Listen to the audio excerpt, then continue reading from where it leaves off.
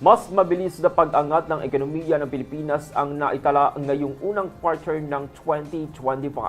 Ayon sa Philippine Statistics Authority or PSA, umabot sa 5.4% ang Gross Domestic Product o GDP ng bansa.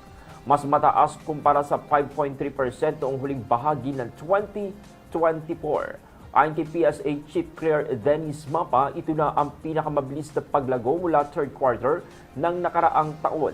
Ngunit ito'y mas mababa pa rin kumpara sa 5.9% na GDP noong kaparehong panahon ng 2024.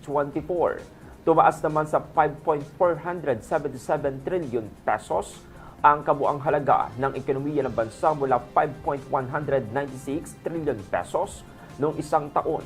Lumago naman ang lahat ng pangunahing sektor para sa agrikultura na may 2.2%, industriya sa 4.5% at serbisyo na may 6.3%.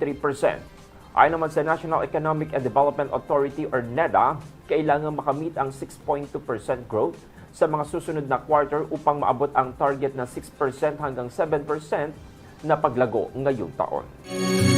Good morning, Batangas.